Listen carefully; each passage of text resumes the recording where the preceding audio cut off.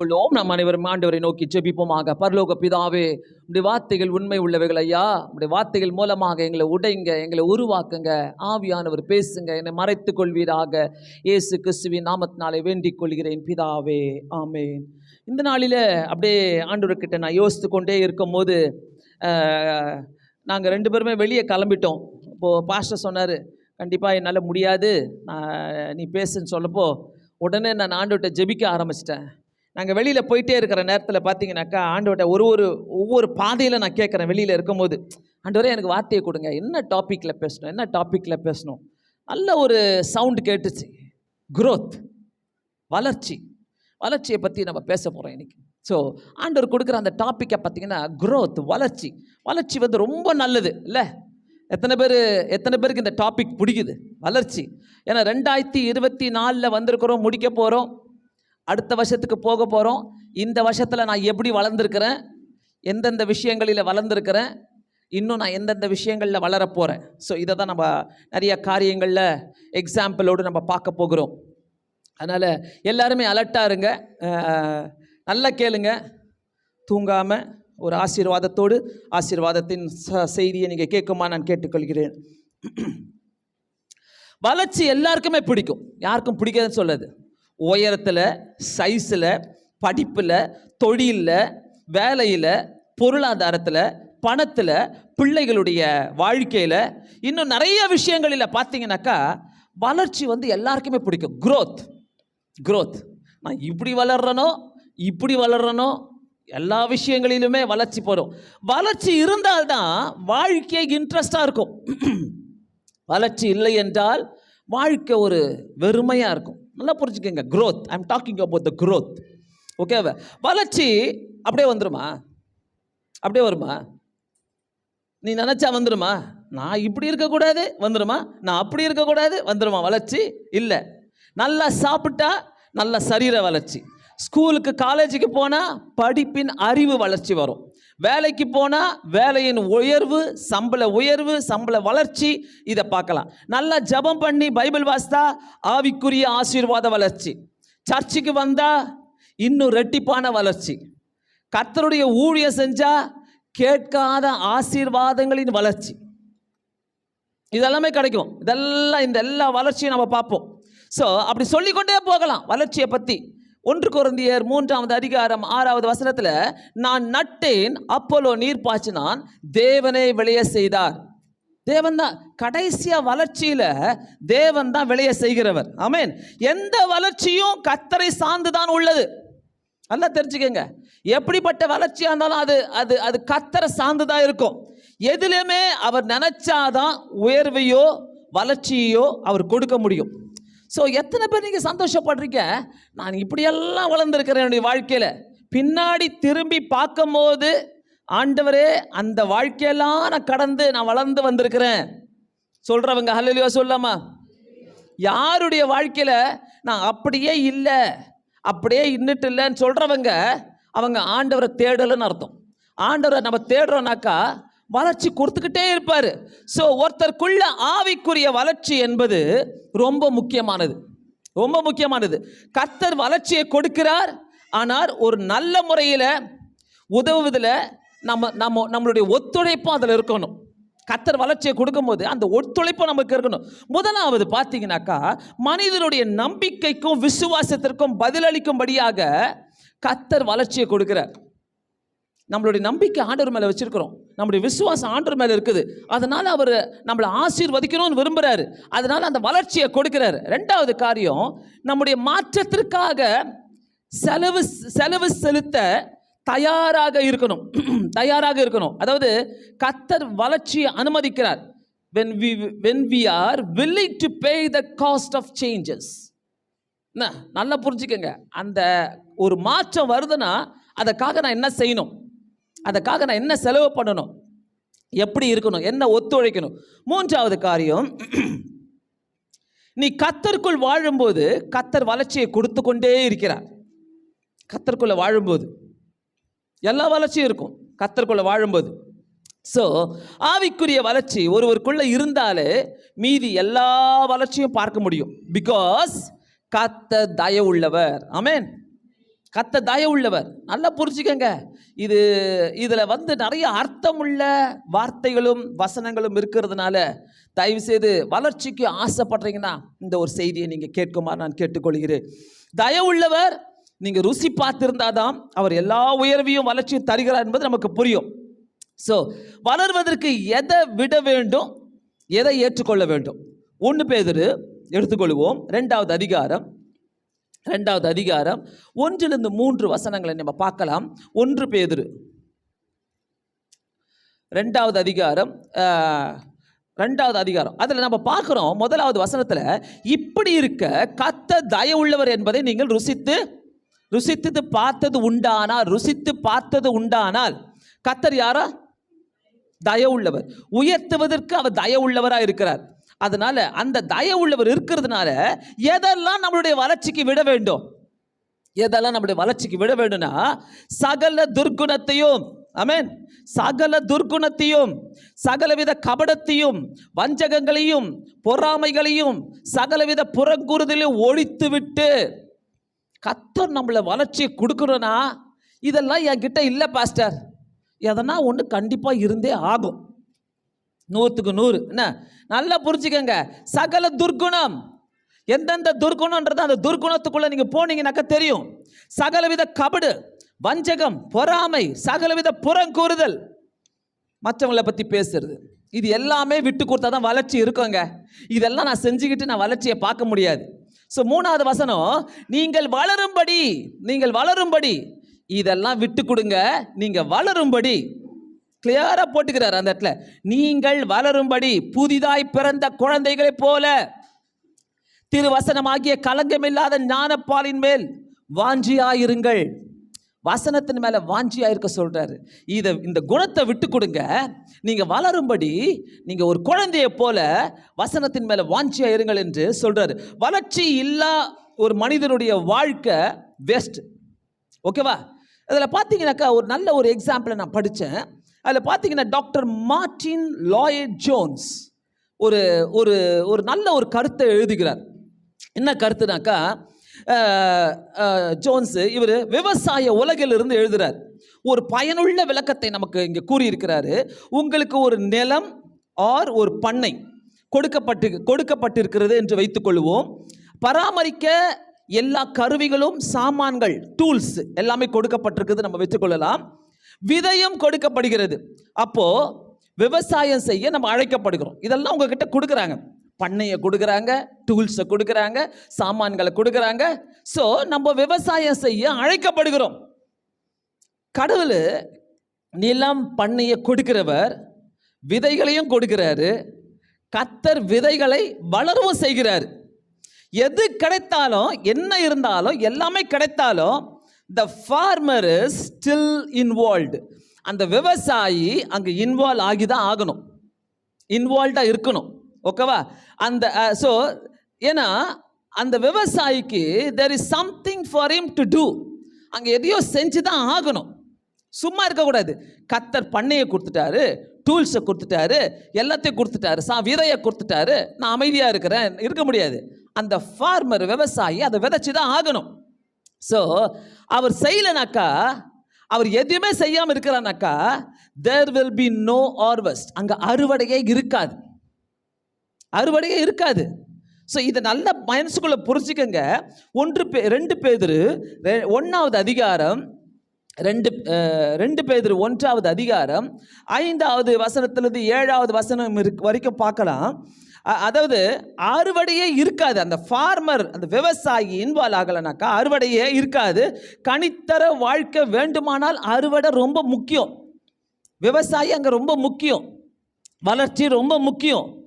2 பேதுரு 1வது அதிகாரம் 5-7, இப்படி இருக்க நீங்கள் அதிக ஜாக்கிரதை உள்ளவர்களாய் உங்கள் விசுவாசத்தோடு தைரியத்தோடு ஞானத்தையும், ஞானத்தோடு இச்சை அடக்கத்தோடு பொறுமையோடு தேவ பக்தியோடு சகோதர சிநேகத்தோடு அன்பையும் கூட்டி வழங்குங்கள். ஒரு ஆவிக்குரிய வளர்ச்சிக்கு இதெல்லாம் தேவை. ஒரு ஆவிக்குரிய வளர்ச்சிக்கு இத்தனையும் தேவை.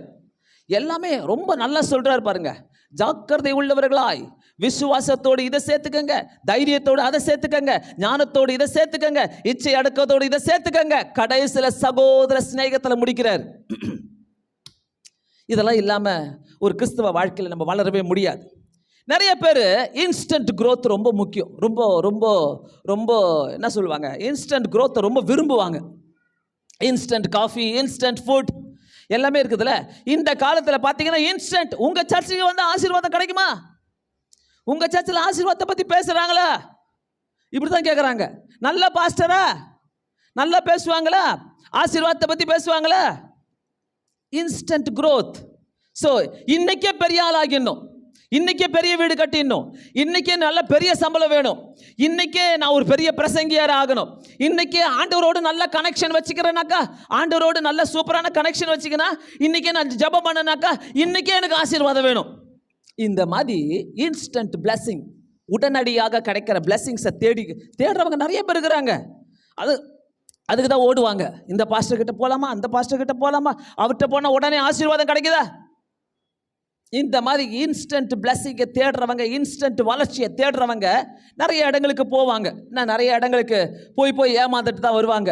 இன்னைக்கு மட்டுமே பக்தியாக இருந்தால் நான் ஆசீர்வதிக்கப்பட்டுருவேனா? இன்னைக்கு மட்டுமே நான் பைபிள் வாசித்தா, இன்னைக்கு மட்டும் நான் சர்ச்சுக்கு வந்தா உடனே வளர்ச்சி வந்து விடுமா? என்னால் வெயிட் பண்ண முடியாது பாஸ்டர். இன்னைக்கு நான் வந்திருக்கிறேன், இன்னைக்கே எனக்கு வேணும். ஸ்கிட்டில் பார்த்தோம்ல, இன்னைக்கு நாங்கள் தான் சர்ச்சுக்கு வரோம், நாங்கள் தான் எல்லாத்தையும் செய்கிறோம், அதனால் இன்னைக்கு எல்லாமே எனக்கு வேணும். ஆனால் கர்த்தர் அப்படி கிடையாது. அவர் சொல்கிறார்ல 1 கொரிந்தியர் 3:6, நான் நட்டேன், அப்போலோ நீர் பாய்ச்சினான், தேவனை வெளியே செய்கிறவர். இன்ஸ்டன்ட் growth கிறிஸ்டியன் லைஃப்ல கிடையாது. இன்ஸ்டன்ட் பிளஸிங் கிறிஸ்டியன் லைஃப்ல கிடையாது, கிடையவே கிடையாது. அந்த மாதிரி கர்த்தர் எங்குமே சொல்ல, வருத்தப்பட்டு பாரம் சுமக்கிறவர்களே நீங்கள் எல்லாரும் என்னிடத்தில் வாருங்கள்ன்றாரு. இன்ஸ்டன்ட் growth-ஆ இருக்கு வேணும்னா வரவங்கெல்லாம் என்கிட்ட வாங்கன்னு எங்குமே கர்த்தர் சொல்லவே இல்லை. நல்லா புரிஞ்சுக்கங்க, ரொம்ப யோசிக்க வேண்டிய ஒரு காரியம்.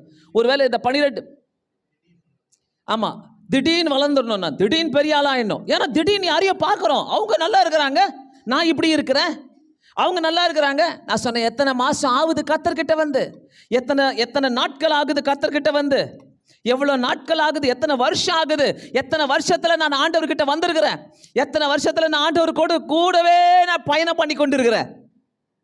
இன்ஸ்டன்ட் growth கர்த்தர் என்னைக்குமே உடனடியான growth, திடீர் வளர்ச்சியை கர்த்தர் என்னைக்குமே அனுமதிக்க மாட்டார், என்னைக்குமே அனுமதிக்க மாட்டார்.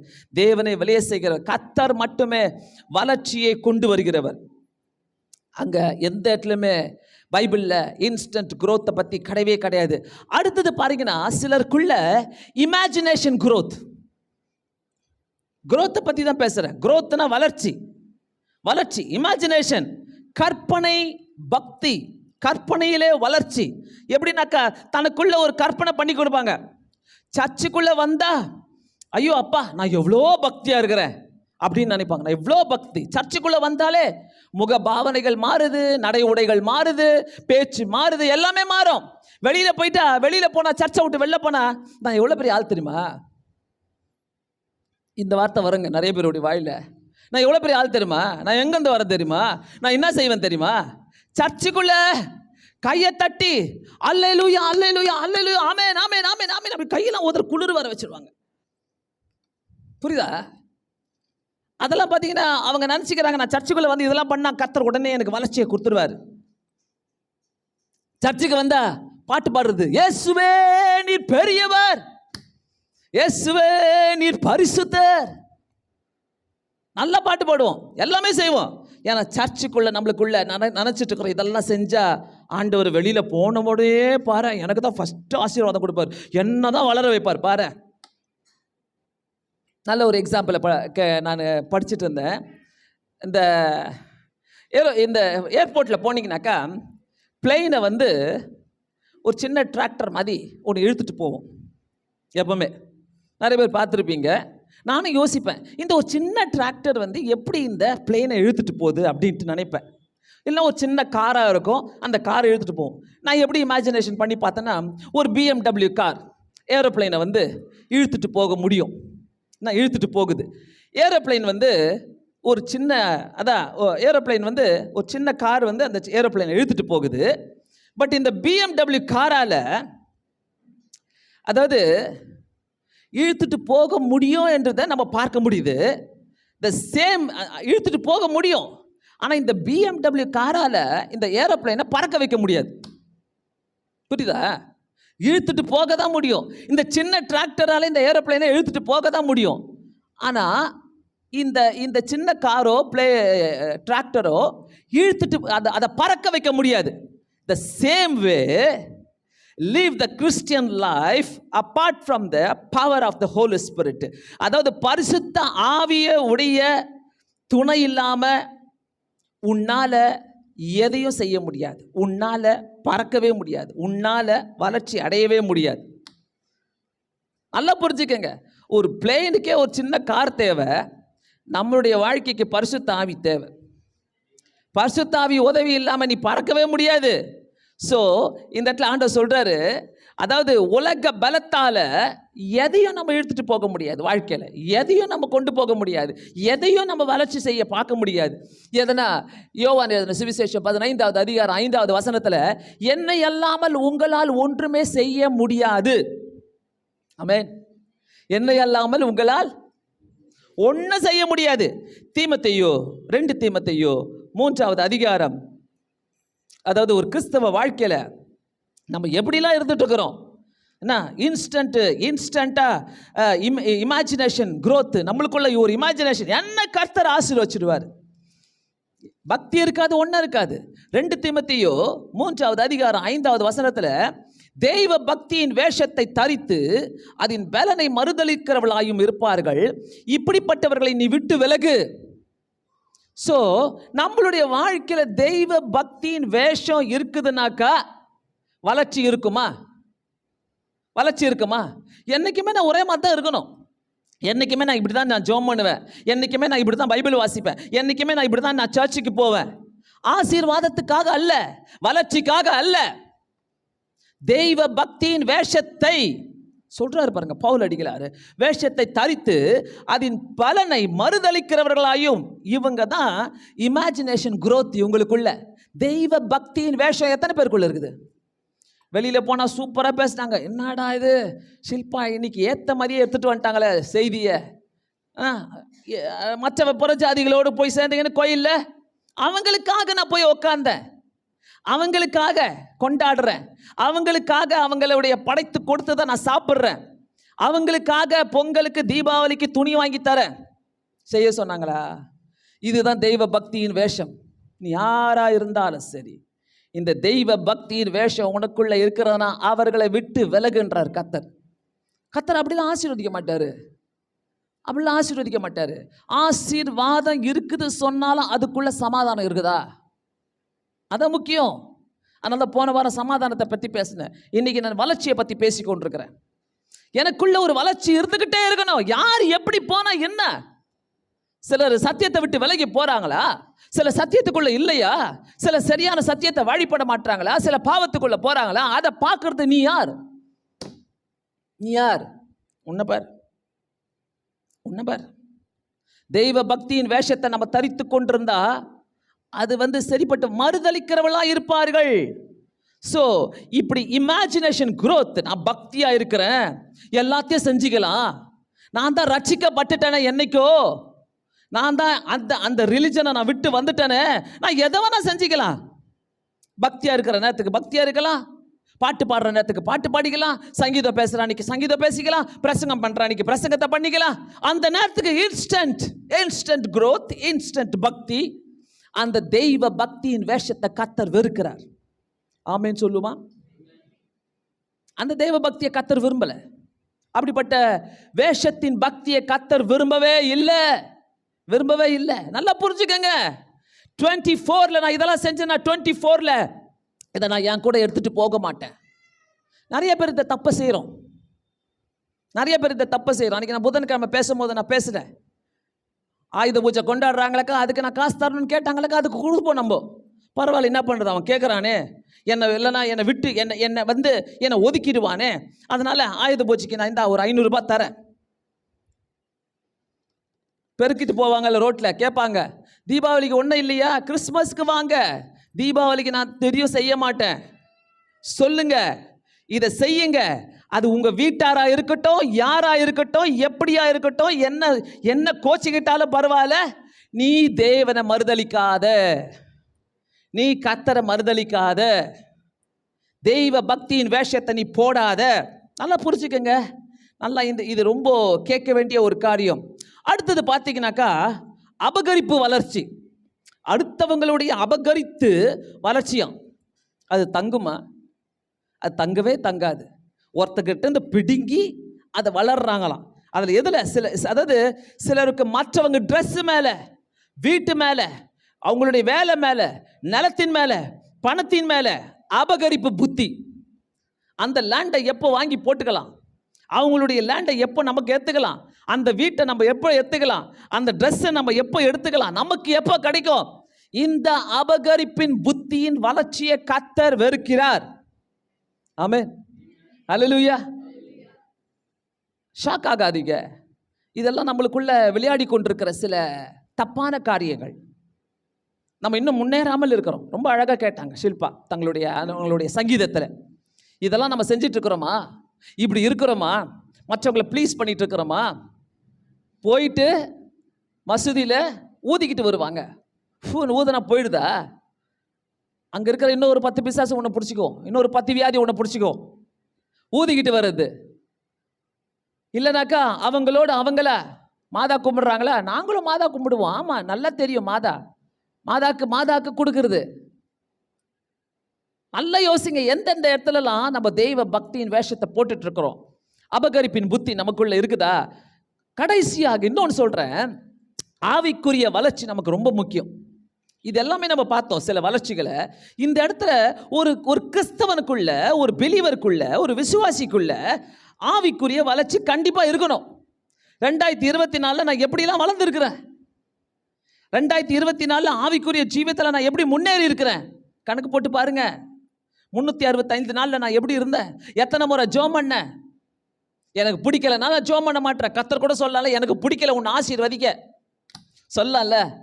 எனக்கு பிடிக்கலன்னா நான் ஜெபம் பண்ண மாட்டேன், எனக்கு பிடிக்கலன்னா நான் வேதம் வாசிக்க மாட்டேன், எனக்கு பிடிச்சாதான் நான் செய்வேன். பாஸ்டருடைய செய்தியை போய் கேட்டாதான் எனக்கு உற்சாகமாக இருக்குது, வீட்டுக்கு போனால் சோர்வு. அதெல்லாம் புரிஞ்சுக்கங்க. நிறைய காரியங்களை நம்ம சிந்திக்க போகிறோம். எபேசியர் 4வது அதிகாரம் எடுத்துக்கொள்வோம். எபேசியர் 4வது அதிகாரம். எபேசியர் 4வது அதிகாரத்தில் 14லிருந்து 15வது வசனம் நம்ம பார்க்கலாம். 14லிருந்து 15. நாம் இனி குழந்தைகளாய் இராமல் மனுஷனுடைய சூதும் வஞ்சிக்கிறதுக்கு ஏதுவான தந்திரமுள்ள போதகமாகிய பலவித காற்றினாலே அலைகளைப் போல அடிக்கப்பட்டு அலைகிறவர்களாய் இராமல். பாருங்க, நிறைய போதகத்தை நம்மளுக்கு ஏற்ற மாதிரி கேட்டுக்கிறது. அந்த பாஸ்டர் இப்படி சொல்றாரு, இந்த பாஸ்டர் இப்படி சொல்றாரு, அதை அப்படியே கேட்டுக்கிட்டு நம்ம என்ன பண்றது, நம்மளுடைய மைண்ட் அப்படியே அலைந்து தெரியுது. ஸோ அந்த இடத்துல அவர் என்ன சொல்றாரு, அன்புடன் சத்தியத்தை கை கொண்டு. எப்படி கை கொள்ளணும்? சத்தியத்தை கை கொள்ளுங்க, அன்புடன் சத்தியத்தை கை கொள்ளுங்க. தலையாகிய கிறிஸ்துவுக்குள் எல்லாவற்றிலேயும் நாம் வளர்கிறவர்களாய் இருக்கும்படி அப்படி செய்தார். நாம் வளர்கிறவர்களாய் இருக்கும்படி அப்படி செய்தார். கிறிஸ்துவுக்குள்ள வளர்ந்து இருக்கிறோமா? எப்படிப்பட்ட ஜபங்களை நம்ம செய்து கொண்டிருக்கிறோம்? நம்ம கிறிஸ்துவுக்குள்ள வளர்ந்து இருக்கிறோம்னாக்கா எப்படிப்பட்ட சோதனை வந்தாலும் நம்ம என்ன பண்ணுவோம், பரவாயில்ல பார்த்துக்கலாம், கர்த்தர் பார்த்துப்பாரு. இந்த வார்த்தை ஒரு கிறிஸ்தவருக்குள்ள வரும். எந்த பிரச்சனை வந்தாலும், எந்த சூழ்நிலை வந்தாலும், நம்ம கிறிஸ்துவுக்குள்ள வளர்ந்து இருக்கிறோம் என்ற அடையாளமே என்ன தெரியுமா? பிரச்சனை நிறைய வரும். ஆனால் நீங்கள் சொல்ல வேண்டிய ஒரு வார்த்தை இருக்குது, கர்த்தர் பார்த்துப்பாரு, கர்த்தர் செய்வார், கர்த்தர் எனக்காக வழக்காடுவார். சொல்கிற நீ வாயை திறக்கவே கூடாது மீதி. ஸோ இந்த இடத்துல நல்லா யோசிங்க. ஆண்டவர் தான் இங்கே பவுல் அடிக்கிற என்ன சொல்றாரு, கிறிஸ்துவுக்குள் எல்லாவற்றிலையும் நான் வளர்கிறவர்களாக இருக்கும்படி அப்படி செய்தார். நம்ம வளர்க்கிறதுக்காக தான். அந்த 14ஆம் வசனம் ரொம்ப அழுத்த திருத்தமாக இருக்கிறது. ஸோ கிறிஸ்துவுக்குள்ள நான் எல்லாவற்றிலும் கிறிஸ்துவுக்குள்ள வளர்ந்தவன், வளராதவங்க. இந்த 2 எக்ஸாம்பிள்ஸை பைபிளில் நம்ம பார்க்க போகிறோம். ஆதியாகமம் எடுத்துக்கொள்வோம். கிறிஸ்துவுக்குள்ள வளர்ந்தவங்க எப்படி இருக்கிறாங்க, கிறிஸ்துவுக்குள்ள வளராதவங்களுக்குள்ள என்னென்ன புக்தி இருக்குது என்றதை நம்ம பார்க்க போகிறோம். ஆதியாகமம் 13வது அதிகாரத்தை எடுத்து வைத்துக் கொள்ளுங்கள். உங்களுக்கு முன்பாக ஆதியாகமம் 13வது அதிகாரத்தில் 8லேருந்து 11 வசனங்களை நம்ம தியானிக்க போகிறோம். அந்த கடைசி வசனம் வரைக்கும் கூட நம்ம தியானிக்கலாம். அங்கே பார்க்குறோம், 2 பேரை பார்க்குறோம். 2 பேர் அங்கே யாருன்னா ஆபிரகாம், லோத்து. அவங்களுடைய குண அதிசயங்களை நம்ம பார்க்க போகிறோம். ஆபிரகாம், லோத்து யாரு? 12வது அதிகாரம் 5வது வசனத்தில் சொல்லுகிறது, லோத்து ஆபிரகாமுடைய அண்ணன் மகன். அப்போ ஆபிரகாம் என்ன வேணும்? லோத்துக்கு சித்தப்பா. என்ன வேணும்? சித்தப்பா வேணும். ஸோ இந்த இடத்துல பார்த்தீங்கன்னாக்கா ஆண்டவர் சொல்கிறாரு ஆபிரகாமை கூப்பிட்டு சொல்கிறாரு, நீ நான் காட்டுற தேசத்துக்கு நீ போனு. கூடவே அண்ணன் மகன் இருக்கிறான்னு, ஐயோ பாவம், கூட்டிகிட்டு போயிடலாம் அவனையும் சேர்த்துன்னு சொல்லிட்டு பரிதாபப்பட்டு என்ன பண்ணுறாரு, கூட்டிகிட்டு போகிறார். 2 பேருக்குமே 2 பிரச்சனைகள் வருது. அந்த அதிகாரத்தை நீங்கள் வாசித்தீங்கன்னா உங்களுக்கு நல்லாவே தெரியும். 2 பேருக்குமே பிரச்சனைகள் வருது. 8:9 பார்த்தீங்கன்னாக்கா 8:9 ஆபிரகாம் லோத்தை நோக்கி, எனக்கும் உனக்கும் என் மெய்ப்பருக்கும் உன் மெய்ப்பருக்கும் வாக்குவாதம் வேண்டாம், நாம் சகோதரர். ஸோ அங்கே என்ன ஆகுதுனாக்கா வாக்குவாதம் முதல் உண்டாகுது. நான் இதில் காட்ட வரேன், அதாவது நான் என்ன காட்ட வரேன்னாக்கா கிறிஸ்துவுக்குள்ளே வளர்ந்தவங்க வளராதவங்க எப்படி இருப்பாங்க அதை தான் காட்டும். நல்லா புரிஞ்சுக்கங்க. இவ்வளோ நேரம் நம்ம பார்த்ததெல்லாம் எப்படிப்பட்ட இமேஜினேஷனில் நம்ம வாழ்ந்து கொண்டிருக்கிறோம், இன்ஸ்டன்ட் growth அதெல்லாம் பார்த்தோம். இந்த நேரத்தில் நம்ம பார்க்க போகிறது கிறிஸ்துவுக்குள்ளே வளர்ந்தவங்க வளராதவங்க. ஸோ ஆபிரகாம் ஒரு ஆப்ஷன் கொடுக்குறாரு லோத்துக்கு. என்ன ஆப்ஷன்னாக்கா, வா நம்ம மேய்ப்பருக்கும் உனக்கும் அவங்களுக்கும் வாக்குவாதம் வருது. அதனால 9வது வசனத்துல, இந்த தேசமெல்லாம் உனக்கு முன் இருக்கிறது அல்லவா, நீ என்னை விட்டு பிரிந்து போகலாம். நீ இடதுபுறம் போனால் நான் வலதுபுறம் போகிறேன், நீ வலதுபுறம் போனால் நான் இடதுபுறம் போகிறேன். என்ன ஒரு ஆப்ஷன் கொடுக்குறாரு பாருங்க. அங்க ஆபிரகாம் சொல்றாரு, நீ லெஃப்ட் போனா நான் ரைட்டு போறேன், நான் ரைட்டு போனா நீ லெஃப்ட் போகலாம், ஓ இஷ்டம்பா தம்பி. ஏன்னா ஒரு வயசில் சின்னவர் லோத்து, அதனால அந்த ஆப்ஷனை கொடுக்குறாரு. உனக்கு எந்த பக்கம் உனக்கு வேண்டாம் தோணுதோ அதை நான் எடுத்துக்கிறேன். சே, உண்மையாகவே ஆபிரகாமுடைய புத்தியை அப்ரிஷியேட் பண்ணுறேன் நான். என்ன மாதிரி ஒரு குணம் பாருங்களேன். நீ லெஃப்ட் போனா நான் ரைட்டு போகிறேன், நான் ரைட்டு போனா நான் லெஃப்ட் போகிறேன். Option is yours. 9வது வசனத்தில், நமக்கு எதுக்கு இந்த பிரச்சனை வேண்டாம். அதாவது ஆபிரகாம் அந்த இடத்துல பார்க்குறோம், இந்த வாக்குவாதத்தை பார்த்துட்டு ஆபிரகாம் எடுக்கிற முடிவு என்ன தெரியுமா? விட்டு கொடுக்கிறவர். ஆபிரகாம் உடைய, அதாவது விட்டு கொடுத்த ஆபிரகாம் விட்டு கொடுக்கிறதுனால என்னென்ன ஆக போகுதுன்னு பார்க்கலாம். வீடுகளில கூட விட்டு கொடுங்க, கணவன் மனைவிக்குள்ள விட்டு கொடுங்க.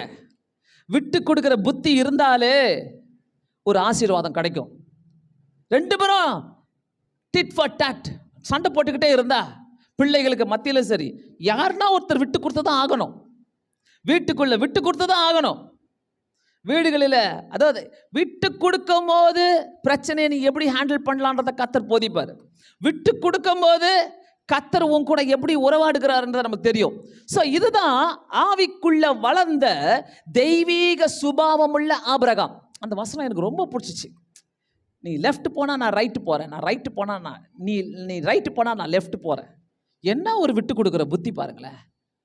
ஆனால் வீட்டுக்குள்ளே என்ன ஆகுதுனாக்கா நிறைய நேரங்களில் ஈகோ வந்துடுது. ஈகோ என்ன பண்ணுது, அது எப்படி, நீ அதை செஞ்சால் நான் இதை செய்வேன், நீ இதை செஞ்சால் நான் அதை செய்வேன். ஈகோ என்ன பண்ணுது, தடுக்குது. நிறைய காரியங்களை, ஆசீர்வாதங்களை, வளர்ச்சியை தடுக்குது. நல்லா புரிஞ்சுக்கங்க. 2025க்குள்ள நான் போகிறதுக்கு முன்பாக இதெல்லாம் ஆண்டவரே நான் கட் பண்ணி போடுறேன். இதை ஏற்றுக்கிறதுனால எனக்கு லாபம் தான், இதை ஏற்றுக்காம இருந்தால் எனக்கு நஷ்டம்தான். இதை ஏற்றுக்கிறதுனால ஒரு தப்புமே கிடையாது. விட்டு கொடுக்குற புத்தி எனக்கு இருக்கிறதா? நான் விட்டு கொடுக்குறேனா? இல்லை, நான் சண்டை போட்டு தான் தேர்வேன், நான் கேட்டே தான் ஆகுவேன், நான் கேட்காம விட மாட்டேன் அப்படின்னு நம்ம சொல்கிறோமா? நிறைய பேருக்குள்ள இந்த குணங்கள் இருக்குது. நம்ம யோசிக்க வேண்டிய ஒரு காரியம் இதுதான். அந்த விட்டு கொடுக்கறதுனால ஆவிக்குள்ள வளர்ந்த தெய்வீக சுபாவம் உள்ள ஆபிரகாம் வளர்ச்சிக்கு, அதாவது விட்டு கொடுக்கிற ஒரு சுபாவம். ஆபிரகாம் தன்னுடைய தெய்வீக சுபாவத்தை வெளிப்படுத்தினார். லோத்து என்ன ஆகிறார்னாக்கா, ரோத்தை பற்றி பார்த்தீங்கன்னாக்கா, ரோத்து லட்சிக்கப்பட்டவர், நீதிமான் என்று 2 பேதுரு 2வது அதிகாரம் 8வது வசனத்தில் பார்க்கிறோம். ரோத்து ரட்சிக்கப்பட்டவர், நீதிமான் என்று பார்க்கிறோம். இவர் ரட்சிக்கப்பட்டவர் தான், ஆனா உலகத்து விசுவாசி. என்ன புரியுதா? நல்லா கவனிங்க. லோத்தை பத்தி தெரிஞ்சாதானே. லோத்துனாக்கா ரட்சிக்கப்பட்டவர் சொல்லுது, நீதிமான் என்று கூறப்படுகிறது. ஆனா உலகத்து விசுவாசி. அது ஏன் அவர் உலகத்து விசுவாசின்றதை நான் உங்களுக்கு காட்டி கொடுக்குறேன். சபைக்குள்ள வரும்போது நம்ம நல்லா தாங்க இருக்கிறோம், நல்லா தான் இருக்கிறோம். ஆனா உலகத்துக்குள்ள போகும்போது உள்ளமே உள்ளமே என்ன வருதுனாக்கா, உலகம் நம்ம உள்ளத்துக்குள்ள ஊஞ்சல் ஆடிட்டு இருக்குது. எதனா விட்டு கொடுக்குறோமா? உலகத்தில் பார்க்கும்போது இது வேணும், அது வேணும், அது வேணும், இது வேணும், இது வேணும், அது வேணும், இது வேணும், இப்படி வேணும், அப்படி வேணும், அப்படி வேணும், அப்படி இருக்கணும், இப்படி இருக்கணும். லிமிட்லெஸ். ஸோ சபைக்கு வரும்போது நல்ல ஒரு விசுவாசியாக வரும். ஆண்டவரே நான் சூப்பரான விசுவாசி ஆண்டவரே, உங்களுக்கு தெரியுமா ஆண்டவரே? நம்ம கேள்வி கேட்போம். நல்லா புரிஞ்சுக்கங்க. ஒருத்தர் சொல்லுங்க, ஆண்டவர் என்னை பற்றி தான் பேசிட்டு இருக்கிறாரு, என்னை பற்றி தான் பேசியிருக்கிறாரு. ஸோ உலகத்துக்குள்ளே போனால் உலகமே நமக்குள்ள ஊஞ்சல் ஆடிட்டு இருக்குது. லோத் எப்படிப்பட்டவராக இருந்தார்? ஆதியாகமம் 13வது அதிகாரம் 7வது வசனத்தில், ஆதியாகமம் 13வது அதிகாரம் 7வது வசனம், ஆபிரகாமுடைய மந்தைக்கும் லோத்தினுடைய மந்தைக்கும் வாக்குவாதம் உண்டாயிற்று. வாக்குவாதம் உண்டாயிற்று. பாருங்க, இவர்கள் புறஜாதிகள் மத்தியில வாழ்ந்து கொண்டிருக்கிறாங்க. புறஜாதிகளை இவங்களை பார்த்து கொண்டிருக்கிறாங்க. ஆனா இவங்க சாட்சியா வாழல. வாக்குவாதம் பண்றாங்க, சாட்சியா வாழ்றாங்க, சாட்சியா வாழல. புறஜாதிகள் மத்தியில வாழ்றாங்க. அந்த இடத்துல ரொம்ப தெளிவா சொல்லுது, ஆபிரகாமுடைய மந்தைக்காரர் இருக்கிறாங்க, லோத்துடைய மந்தைக்காரர் இருக்கிறாங்க. ஆனா லோத் அங்க சாட்சியா வாழ. வாக்குவாதம் உண்டாயிற்று. வாக்குவாதம். நம்ம கிறிஸ்துவ வாழ்க்கையில எப்படிப்பட்ட ஒரு சாட்சியா வாழ்ந்துட்டு இருக்கிறோம்? வாக்குவாதம் பண்ணிட்டு இருக்கிறோமா? மற்றவங்க முன்னாடி சண்டை போட்டுட்டு இருக்கிறோமா? மற்றவங்க முன்னாடி நம்ம கோபத்தை காட்டுறோமா? மற்றவங்க முன்னாடி சாட்சி இல்லாத வாழ்க்கையை வாழ்ந்துட்டு இருக்கிறோமா? அடிக்கடி சொல்லுவேன், பிள்ளைங்க முன்னாடி கூட சண்டை போடாதீங்க. நம்ம அப்படி இல்லை, பிள்ளைங்க முன்னாடியும் சண்டை போட்டுப்போம். அது மட்டும் இல்லை, அங்கே யாராவது வீட்டில் இருக்கிறாங்கனாக்கா அவங்க முன்னாடியே சண்டை போட்டுப்போம், சாட்சியே கெடுத்துப்போம். அது தேவையில்லாத விஷயம். நம்மளுடைய வளர்ச்சி அங்கே எப்படி இருக்குது? அந்த வளர்ச்சியை நம்ம எப்படி காட்டுறோம்? அந்த வளர்ச்சி நமக்குள்ளே எப்படி பேசுது? அந்த வளர்ச்சி இருந்தால் நம்ம இதை செய்வோமா? செய்ய மாட்டோம். டீசெண்டாக அமைதியாக போயிட்டு அப்புறமா டிஸ்கஸ் பண்ணுவோம். 7வது வசனத்தில், அங்கு வாக்குவாதம் உண்டாயிற்று. லோத்து வாழ்க்கையில் முதல் தேவையில்லாத குணம் ஆர்கியூமெண்ட். தேவையில்லாத குணம் வாக்குவாதம். ஆர்கியூமெண்ட் பண்ணாமல் இருக்கவே மாட்டோம். நிறைய பேர் ஆர்கியூமெண்ட் பண்ணே தான் ஆகும். நான் சில நேரங்களில் யோசிப்பேன், தேவை இருந்தால் ஆர்கியூமெண்ட்டு, தேவையில்லைன்னா உன் கூட எவன் பேசுவா? பேசவே முடியாது. பேசணும்னு அவசியம் கிடையாது. உனக்கு தெளிவுபடுத்தணும்னு அவசியம் கிடையாது. ஏன்னா அங்கே ஒரு பிசாசு இருக்குதுன்னு அர்த்தம், அங்கே ஒரு சாத்தான் உட்காந்துக்குதுன்னு அர்த்தம். ஸோ தேவை இருந்தால் எக்ஸ்பிளனேஷன். தேவை இல்லைனாக்கா ஆர்கியூமெண்ட்ஸே கிடையாதுங்க. ஆர்கியூமெண்ட்டே கிடையாது. யாருன்னா முடிவு எடுக்க முடியுமா? 2025 தேவை இருந்தால் நான் பேசுகிறேன், தேவையில்லைனாக்கா எனக்குள்ள ஆர்கியூமெண்ட்டே வேண்டாம். அந்த ஆர்கியூமெண்ட் எப்படி போவோம்னாக்கா அவங்க கிட்ட மட்டும் போகாது, அதுக்கப்புறம் அது உன் மைண்டுக்குள்ள வந்து உட்காந்துக்கோ, உன்னுடைய உள்ளத்துக்குள்ள வந்து உட்காந்துக்கோ. நீங்க பேசிட்டு இருப்பீங்க பாருங்க, சண்டை போட்டுட்டு இருப்பீங்க பாருங்க, மனசுக்குள்ள அவங்களுக்கு இப்படி கேட்குறேன் பாரு, அவங்களுக்கு இப்படி கேட்க மறந்துட்டேனே, அவங்களுக்கு இப்படி சொல்ல மறந்துட்டேனே, அவங்களுக்கு இதை சொல்ல மறந்துட்டேனே. ஆர்கியூமெண்ட், நிறைய ஆர்கியூமெண்ட் போயிட்டே இருக்கும். இதை கேட்காம விட்டுட்டேனே, அதை கேட்காம விட்டுட்டேன். தேவையா? பீஸ் ஆஃப் மைண்ட் வேணும்னாக்கா, ஒரு சமாதானம் வேணுமாக்கா, அப்படியே நிறுத்துங்க. தேவையில்லை. ஜெபிக்கிறவங்களா இருக்கிறீங்கனாக்கா, ஆவிக்குரிய வளர்ச்சி உங்களுக்குள்ள இருக்குதுனாக்கா, கண்டிப்பாக நான் சொல்கிறேன், இப்படிப்பட்ட ஆர்கியூமெண்ட்டை உங்களுக்குள்ள கொண்டே வரமாட்டீங்க. ஆர்கியூமெண்ட்டே தேவையில்லை. நம்மளுடைய வீடுகளில், நிறைய வீடுகளில் வாக்குவாதங்கள், நிறைய வீடுகளில் வாக்குவாதம் நடக்கும். அதுவும் முக்கியமாக இன்னும் வாக்குவாதத்துக்கு இன்னொரு வார்த்தை சொல்லணும்னாக்கா பட்டிமன்றம். காலங்காத்தால தொடங்கும் பட்டிமன்றம். நீ அதை சொன்ன, நான் இதை சொன்னேன், நேத்து நீ இதை சொன்ன, முந்தா நேத்து நான் அதை சொன்னேன், நீ அதை பண்ண, நான் இதை பண்ண, டிட் ஃபார் டாட் போயிட்டே இருக்கும் பட்டிமன்றம். எப்படி இருக்குது ஆவிக்குரிய வளர்ச்சி? எப்படி இருக்குது ஆவிக்குரிய வளர்ச்சி? ஆர்கியூமெண்ட்ஸ் தேவையா? ஸோ கிறிஸ்துவுக்குள்ள நம்ம வளர்ந்துருக்கிறோம்னாக்கா ஆர்கியூமெண்ட்ஸ்க்கு நம்ம இடம் கொடுக்க மாட்டோம். தேவையில்லை பாஸ்டர், அது தேவையில்லை. தேவையாக இருந்தால் எக்ஸ்பிளைன் பண்ணலாம், தேவையில்லைனாக்கா விட்டு கொடுத்துட்டு வந்துக்கிட்டே இரு. இல்லை நான் கேட்டு தான் ஆவேன். இந்த மாதிரி நல்ல குணங்களை நீங்கள் உங்களுக்குள்ள ஏந்தி கொண்டு போகும்போது கிறிஸ்தவ வளர்ச்சி உங்களுக்குள்ள அது நிலைத்து நிற்கும். ஆமென். வாக்குவாதம் ஏன் உண்டாயிற்று? ஆபிரகாம் ஆவியிலே நடந்தார். ஆவியிலே நடந்தார். தேவன் எப்படி போக சொன்னாரோ அந்த வழியில போகிறார் ஆபிரகாம். அதனால தான் அங்கே ஈஸியாக சொல்லிட்டாரு, ஹே லோத்து, நீ ரைட்டுனா நான் லெஃப்ட்டு, நீ லெஃப்ட்னா நான் ரைட்டு. வயசுல பெரியவர் அண்ணன் மகன் லோத்து சொல்றாரு, எடுக்கிற முடிவு வைராக்கியமான முடிவு, ஸ்ட்ராங்கு, ஆர்குமெண்ட் இல்லாத முடிவு. உனக்கும் வேணாம் எனக்கும் வேணாம், உனக்கு எது இஷ்டமோ அதை நீ எடுத்துக்கோ, எனக்கு எதை கொடுத்தாலும் ஓகே.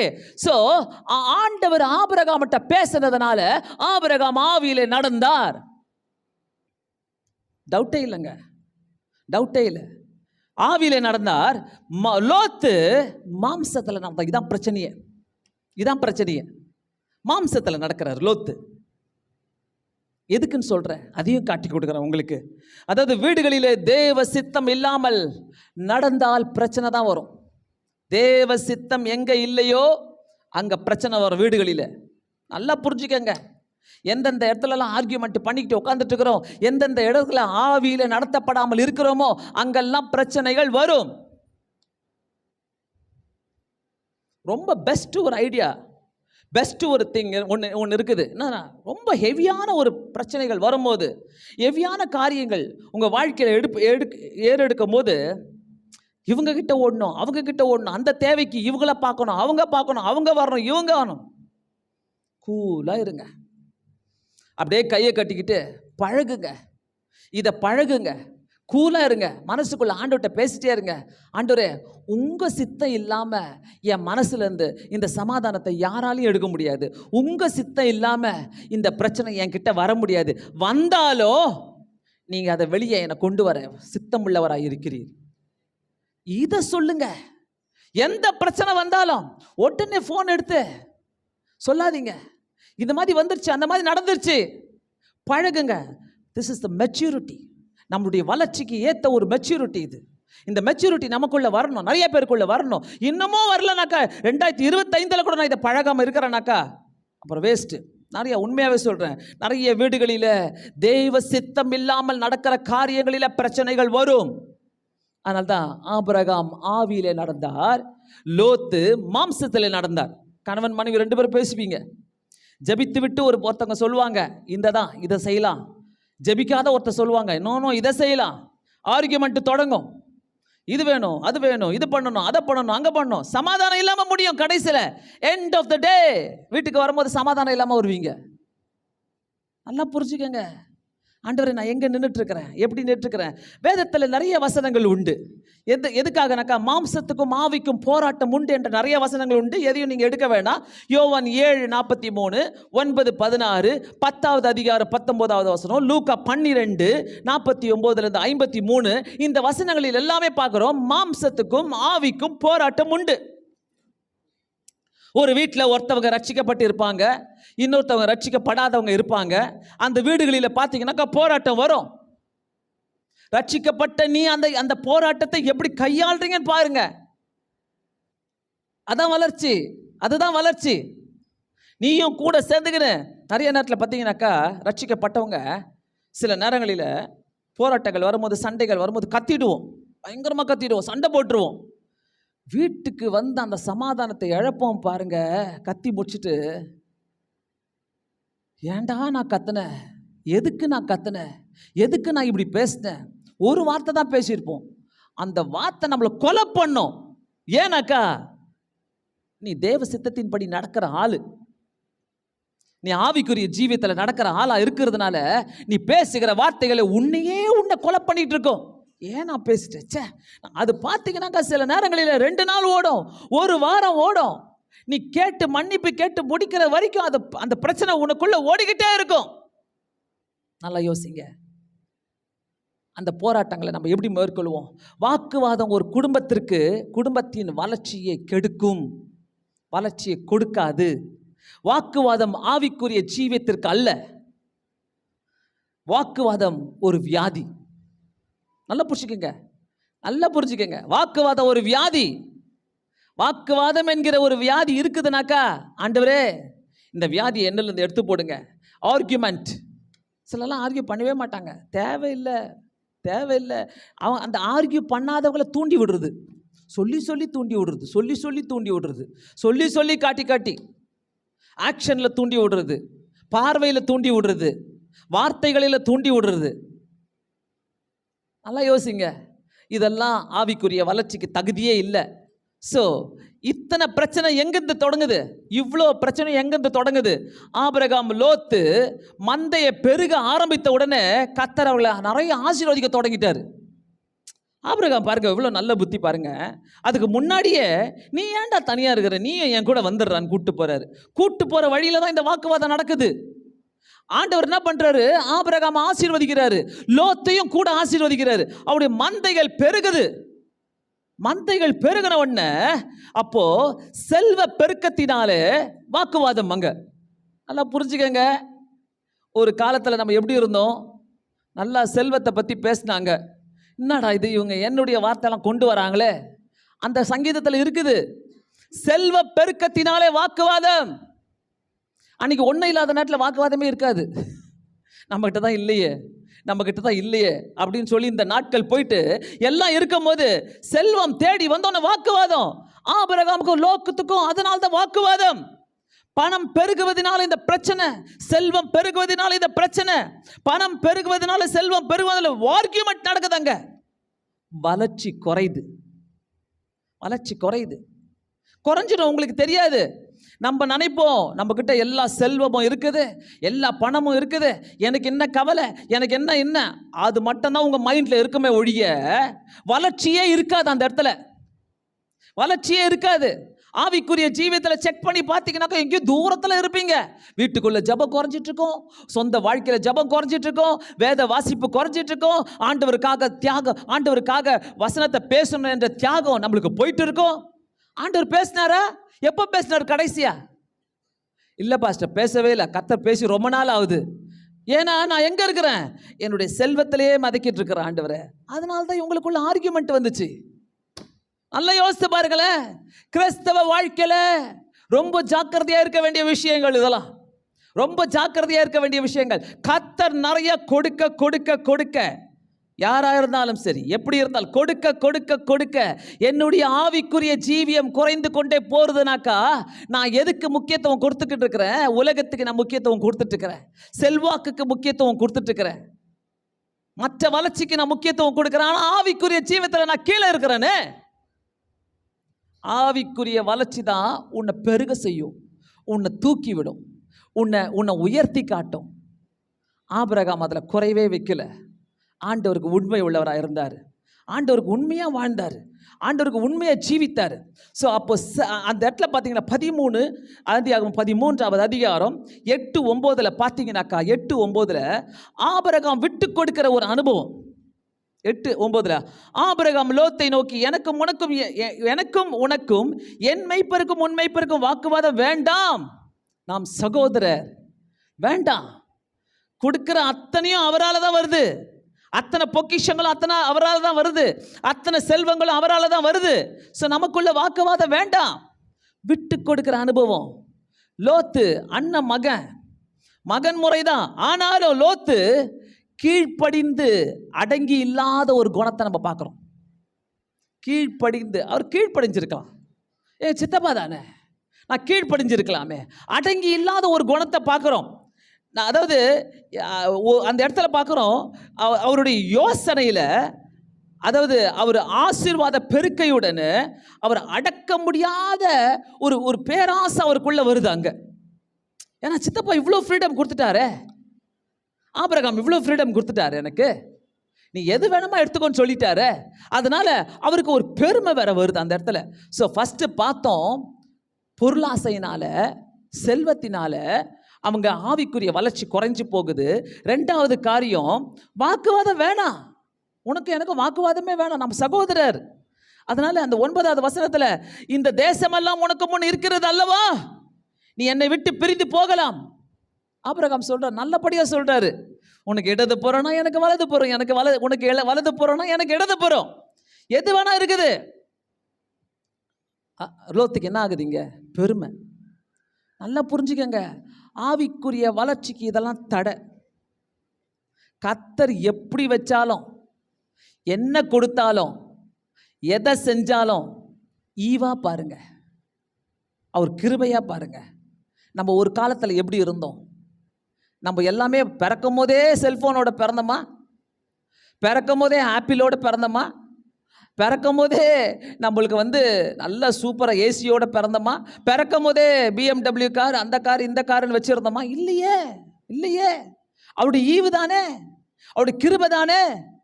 ஆவிக்குரிய வளர்ச்சிக்கு ஆண்டவர் ஆசீர்வதிக்கும் போது நான் எப்படி என்னை ஆக்ட் பண்ணுறேன், எப்படி நான் யோசிக்கிறேன், என்னுடைய யோசனைகள் கூட என்னை பெருமையாக வைக்கக்கூடாது. ஆண்டவரே நல்லா யோசிங்க. கொஞ்சம் கர்த்தர் உயர்த்தின உடனே பெருமை வரவே கூடாது. ஏன்னா பெருமைக்கு தான் கர்த்தர் எதிரியா இருக்கிறார். ஆமென். நல்லா புரிஞ்சுக்கங்க, முதல் எதிரி பெருமைக்கு கர்த்தர். நான் எங்கேயுமே பெருமைப்பட மாட்டேன் பாஸ்டர், எங்கள் வீட்டில் மட்டும்தான். வீட்டுக்குள்ள அந்த பெருமை இருக்கும். என்ன பெருமை தெரியுமா? பாரு, எங்கள் அண்ணன்களோட, எங்கள் அக்காவோட, எல்லாரோட நான் ஆசீர்வாதமாக இருக்கிறேன். பெருமை வேண்டாம், வேண்டாம். கர்த்தர் கொடுத்த ஈவு, எல்லாரோட நான் ஆசீர்வாதமாக இருக்கிறேன், அந்த வார்த்தையை கூட சொல்லாதீங்க. ஆவிக்குரிய ஜீவியத்தில் இந்த பெருமைகள் நம்மளை அழித்திடும். லோத்துக்கு பெருமை வந்ததுனால ஆபிரகாமுக்கு கீழ்ப்படிய முடியல. ஆபிரகாம் விட்டு கொடுத்தாரு, லோத்துக்கு தெரியும்ல. அப்போ லோத்து சொல்லல, இல்லை சித்தப்பா நான் விட்டு கொடுக்குறேன் சொல்லல, சொல்ல முடியல லோத்தால. ஸோ பெருமை வந்துட்டாலே, அதாவது பிசாசு முதல் எதிரியாக இருக்க மாட்டான், கர்த்தர் தான் முதல் எதிரியாக இருப்பார். அந்த பெருமைக்கு கர்த்தர் தான் முதல் எதிரியாக இருப்பார். நீ எக்ஸ்ட்ரா ஒரு மார்க் உன் ஃப்ரெண்டோட ஜாஸ்தியாக வாங்கினா கூட பெருமைப்படாத. உன் சம்பளம் உயர்த்தப்பட்டால் கூட பெருமைப்படாத. ஒரு நல்ல ட்ரெஸ்ஸு போட்டு வந்தால் கூட பெருமைப்படாத. எது இருந்தாலும் பெருமைப்படாத. எல்லாமே அவர் கொடுத்த ஈவா பாருங்க. அவர் தான் கொடுத்தாரு, அவர் தான் கொடுத்தாரு. என்னுடைய சொந்த பலத்தினாலே, என்னுடைய சொந்த காரியத்தினாலே நான் பெற்றுக்கொண்டேன். நோ, கர்த்தர் கொடுத்தவருக்கு எடுக்கவும் தெரியும். தயவுசெய்து சொல்கிறேன், தயவுசெய்து சொல்கிறேன், கிறிஸ்தவ வளர்ச்சிக்கு இந்த பெருமைகள் நமக்கு தடையாக இருக்கக்கூடாது. நல்லா பாருங்க, முதல் எதிரியே சாத்தான் இல்லைங்க, கர்த்தர் தாங்க. பெருமை உள்ளவர்களுக்கு அவர் எதிர்த்து நிற்கிறார். வேதம் சொல்லுகிறது, நீதிமொழிகள் 16வது அதிகாரம் 18வது வசனம், அழிவுக்கு முன்னானது அகந்தை, வீழ்தலுக்கு முன்னானது மனமேட்டிமை. பயங்கரமாக பேசுகிறார் சாலமோன். அழிவுக்கு முன்னானது அகந்தை. எனக்கு எல்லாமே இருக்குதே, என்ன இப்போ இருந்தாலும் இல்லாத மாதிரி காட்டிக்கங்க, இருந்தாலும் ஒன்றுமே இல்லாத மாதிரி காட்டிக்கங்க, இல்லாத மாதிரி காட்டிக்கங்க. தயவு செய்து சொல்கிறேன், வாய் கூசம் எனக்கு சில நேரத்தில். ஐயோ என்னடாது கஷ்டமான கேள்விலாம் கேட்குறாங்களே இப்படிலாம். உங்கள் பிள்ளைங்க எங்கே இருக்கிறாங்கன்னு கேட்டாலே எனக்கு பிடிக்காது. அது ஒரு பெருமையாயிடக்கூடாது. ஆண்டவரே வேணா, இயேசு சுவாமி என்ன பண்ணுறாங்க ஏது வேணா ஆண்டவரே, ஒன்றுமே தெரியாமல் அப்படியே கூப்பிட்டு போங்க. ஒரு அப்பாவியாக போயிட்டு வந்துடலாம், அப்படியே போயிட்டு வந்துடலாம், அப்படியே பேசிட்டு வந்துடலாம், அப்படியே நடந்துட்டு வந்துடலாம், அப்படியே செஞ்சுட்டு வந்துடலாம். ஏன்னா எனக்கு தெரியும், நல்லாவே தெரியும், பெருமைக்கு எதிரி கர்த்தர். மனசுக்குள்ளே கூட நினைக்காதீங்க. உங்கள் கூட பிறந்தவங்க கிட்ட கூட பெருமையை காட்டாதீங்க. அவங்களோட நான் நல்லா இருக்கிறேன், இவங்களோட நான் நல்லா இருக்கிறேன், ப்ளீஸ் தயவு செய்து. ஸோ அழிவுக்கு முன்னானது அகந்தை, வீழ்தலுக்கு முன்னானது மனமேட்டிமை. நீ பக்தியாக இருக்கிறத சொல்லிட்டு கர்த்தர் பாரு என்னை எப்படி வழி நடத்துகிறாரு, நான் எப்படி இருக்கிறேன் பாரு. இல்லை, அவங்களையும் நல்லா தான் வழி நடத்திட்டு இருக்கிறாரு, அவங்களுக்கு வழி தெரியாமல் இருக்கிறாங்க, அவ்வளோதான். பெருமை வந்து விட்டாலே ஒரு அழிவு வந்துருச்சுன்னு அர்த்தம். எத்தனை பேர் விசுவாசிக்கிறோம்? பெருமை வந்துட்டாலே ஒரு அழிவு வந்துருச்சு. எங்கே போனாலும் எந்த செஞ்சாலும் போங்க, ஒரு அமைதியான மனத்தாழ்மையான ஸ்பிரிட்டோடு போங்க. ஆண்டவரே நான் இல்லை, நீங்கள் தான், நீங்கள் தான் ஆண்டவரே.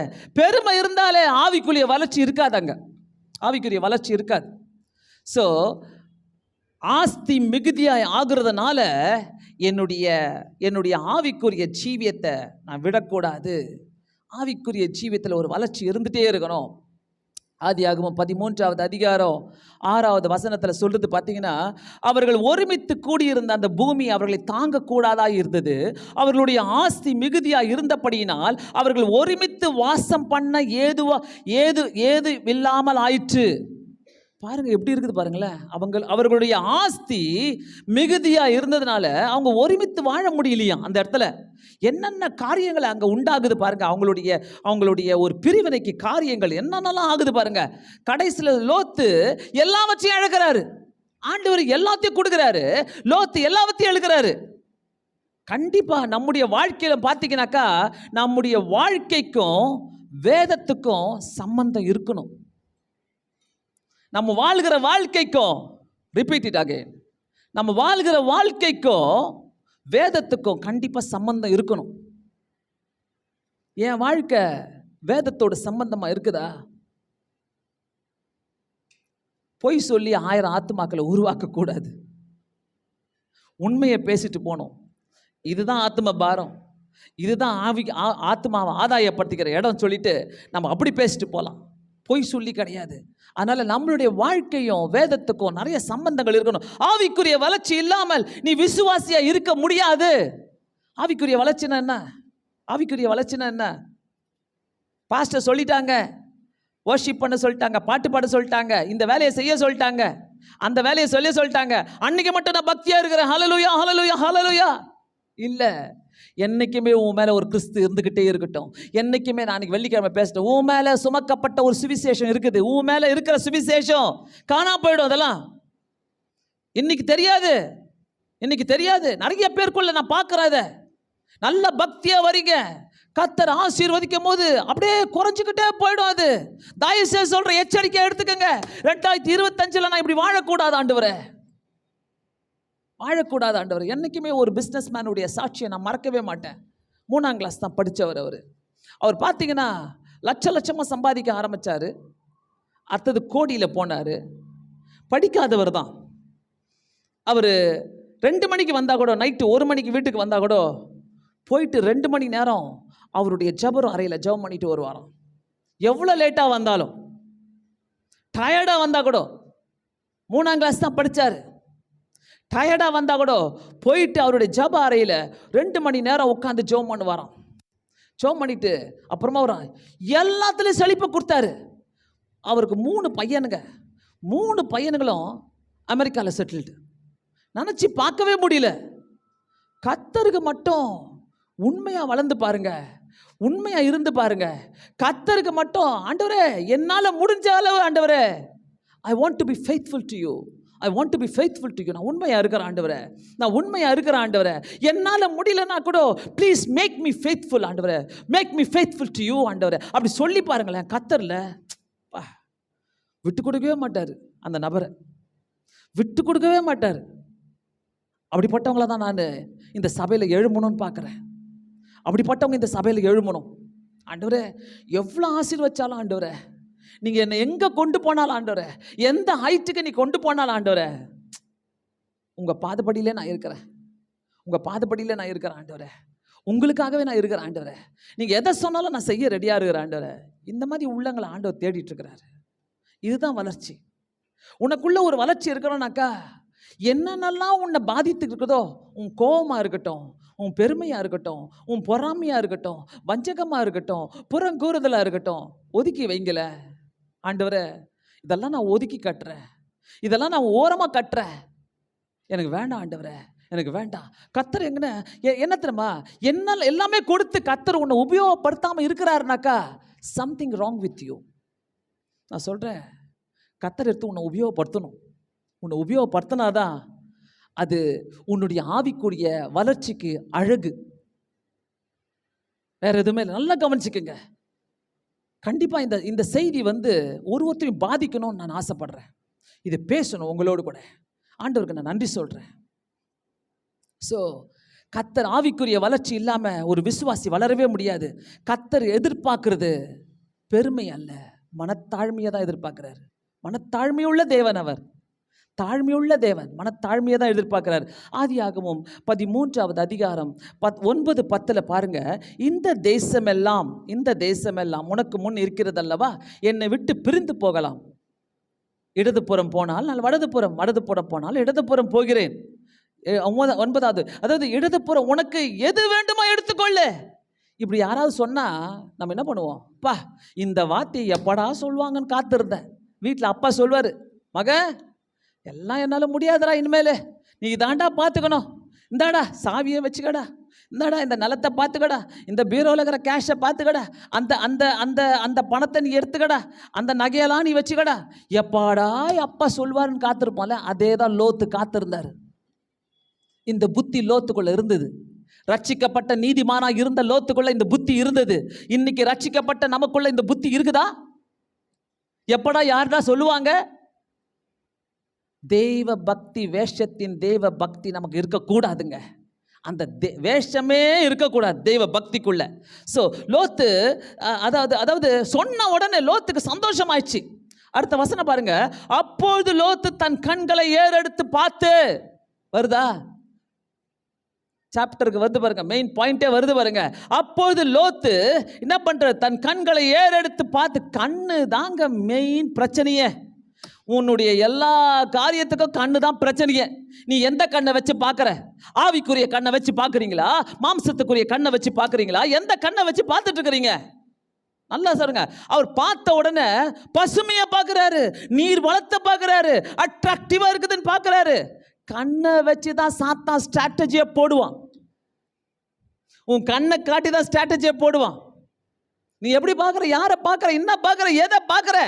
நீ எங்க விழணுமோ அங்க தள்ளுவான். உன் கண்ணை வச்சு தான். ஆமென். அங்க வச்சு தான் தள்ளுவான். ஆண்டவரே 2025 I want to be careful. நான் கேர்ஃபுல்லாக இருக்கணும் ஆண்டவரே, நான் ஜாக்கிரதையாக இருக்கணும் ஆண்டவரே.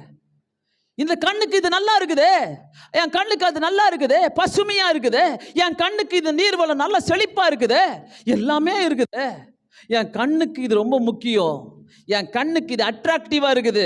நான் சொல்றேன், தயவுசெய்து வேணாம், தயவுசெய்து வேணாம். கர்த்தர் உனக்குள்ள ஒரு ஆவிக்குரிய வளர்ச்சியை கொடுக்கிறாருனாக்கா அது கூட சேர்த்து ஒரு அழகையும் கொடுப்பார், ஒரு பரிசுத்தத்தையும் கொடுப்பார், எல்லாமே கொடுப்பார் கர்த்தர். அந்த அழகே வேறங்க. அந்த அழகு குணத்தின் அழகா இருக்கட்டும், முகத்தின் அழகா இருக்கட்டும், அது சூப்பராக இருக்கும் எல்லாமே. அதான் ஆவிக்குரிய வளர்ச்சி. ஸோ இந்த இடத்துல பார்க்கும்போது ஸ்ட்ராட்டஜி போட்டான் சாத்தான். அதாவது ஒரு ஷோரூமுக்கு போனீங்கன்னாக்கா முதல்ல என்ன வச்சுருப்பாங்க? ஒரு பொம்மையை வச்சுருப்பாங்க. அந்த பொம்மைக்கு போட்ட ட்ரெஸ்ஸு தான் எனக்கு வேணும். எத்தனை பேர் கேட்டிருக்கிறீங்க? கடையே பார்க்க மாட்டோம். கடை எவ்வளோ இருக்குது, எப்படி இருக்குது, ஏசி போட்டிருக்கிறானா எப்படி இருக்குது, அங்கே இருக்கிறவங்களே எப்படி, அந்த பொம்மையே பார்த்தேன், சூப்பராக இருக்குதுல்ல பா, எக்ஸ்கியூஸ் மீ, அந்த பொம்மை மேலே இருக்கிற ட்ரெஸ் வேணும். அப்படியே ஆர்டர் பண்ணிட்டு போயிட்டே இருப்போம். பார்த்துக்கிறீங்களா? ஆர்டர் பண்ணிட்டு போயிட்டே இருப்போம். ஷோரூம். இந்த ப்ளூ கலர் கார் வாங்கும் போது அப்படி தான் ஜோம் பண்ணிட்டு போனேன் ஆண்டவர்கிட்ட. அதே கலரில் ட்ரெஸ் போட்டு போனேன். இவங்கெல்லாம் எல்லா காரையும் பார்க்க போயிட்டாங்க ஷோரூமில். நான் போயிட்டு அந்த ஸ்கார்பியோ கட்டி நின்றுக்கிட்டேன். நீ என்னன்னா பார்த்துட்டு வாங்க. ஐசக் ஒரு காரை பார்க்குறாரு, பாப்பா ஒரு காரு, இவங்க ஒரு கார், எல்லாம் ஒரு கார். நான் நேராக போயிட்டு அந்த கலர் ட்ரெஸ் போட்டிருந்தேன், அந்த கார் பக்கத்துலேயே இப்படி கையை வச்சுக்கிட்டு நின்றுக்கினேன். சொன்னேன், இதுதான் வேணும், வேறு எதுவும் வேணாம். அதே கலர் ட்ரெஸ் எனக்கு ரொம்ப திட்டவட்டமாக தெரிஞ்சிருச்சு. ஆவியானவர்கிட்ட ஜோம் பண்ணிட்டு வந்தேன். போங்கினேன், ஃபார்மை ஃபில் பண்ணோம். அதே கார் தான் இன்றைக்கி வரைக்கும் இருக்குது. அதுக்கும் 10 வருஷம் ஆக போகுது. எப்படி இருக்குதுல்ல? கர்த்தர் நல்லவருங்க, நம்புங்க. அவர் செய்யணும்னா நிறைய செய்வார். இன்னொருத்தரை பார்த்து மட்டும் ஆசைப்பட்டுறாதீங்க. கண்ணை வச்சு இன்னொரு காரியத்தை பார்த்து மட்டும் ஆசைப்பட்டுறாதீங்க. கண்ணு தான் மெயின் ஸ்ட்ராட்டஜியே. கண்ணு சொல்லும், நல்லா இருக்குதுல்ல, நல்லா இருக்குதுல்ல, சூப்பராக இருக்குதுல்ல. பொல்லாத கண்ணு மாற்றிக்கலாம், தயவுசெய்து மாற்றிக்கலாம்.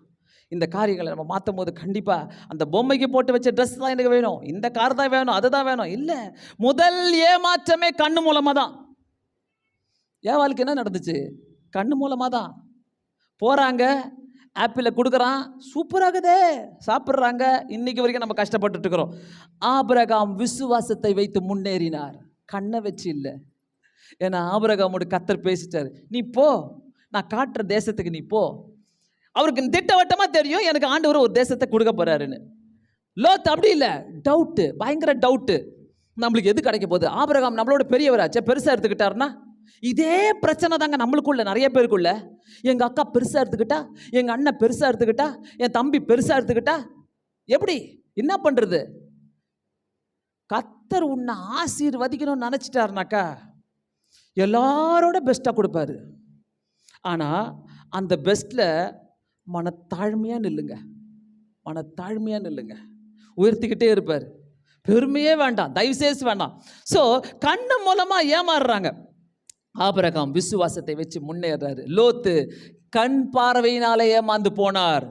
ஆபிரகாமுடைய விசுவாசம் அவருடைய வளர்ச்சிக்கு, அவருடைய வனாந்தரமா இருந்தாலும், ஆபிரகாமுடைய விசுவாசம் எப்படி தருமா? வனாந்தரமா இருந்தாலும் அதை தேவன் எனக்கு செழிப்பா தருவார். ஆபிரகாமுடைய விசுவாசம். லோத் அப்படி கிடையாது. அங்க பாருங்க, கண்ணை ஏறெடுத்து பார்த்து யோர்தான் நதிக்கு அருகான சமபூமி முழுவதும் நீர்வளவும் பொருந்தினதா இருக்க கண்டான். கர்த்தர் சோதோமை குமாராவையும் அழிக்கும் முன்னே சோவாருக்கு போம் வழி மட்டும் அது கர்த்தருடைய தோட்டத்தை போலவும் எப்படி இருக்குது பாருங்க. அது அப்படியே செழிப்பா இருக்குது. பார்க்கும் போது சோதோம் குமாரா செழிப்பா இருந்தது. ஆபிரகாம் அதை பார்த்து மயங்கல. ஹலோ, ஆபிரகாம் அதை பார்த்து மயங்கல. மயங்கிடாத. சில காரியங்களை பார்த்து மயங்கிடாத. வாழ்க்கையில மயங்காத. உனக்கு எதெல்லாம் நல்லதா தோணுதோ உன்னுடைய கண் பார்வைக்கு மயங்காத. அதை பார்த்து நல்லா புரியுதா? வாலிப பிள்ளைகளுக்கு முக்கியமா சொல்றேன், எதெல்லாம் உன் சூப்பரா நல்லாகுதே தெரியுதோ மயங்காத. பார்த்து அதை பார்த்து மயங்காத.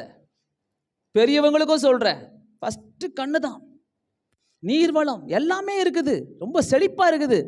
ஆபிரகாம் விசுவாசத்தை வச்சு முன்னேறாரு. அவர் சொல்றாரு, எனக்கு ஆண்டவர் வனாந்தரத்தையே கொடுத்தா கூட பரவாயில்ல, நான் பார்த்துக்கிறேன், ஆண்டவர் பார்த்துப்பார்.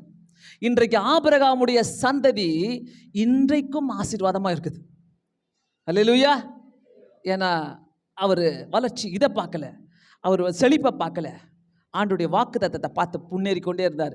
ஸோ விசுவாசம் அதிகமாக தேவையாக இருக்குது. மூணாவது காரியம் பார்த்தீங்கன்னாக்கா அவிசுவாசம். 13வது அதிகாரம் 10வது வசனத்தில் என்ன போட்டுக்குது? அங்கே முக்கியமான ஒரு வார்த்தை இருக்குது பாருங்க.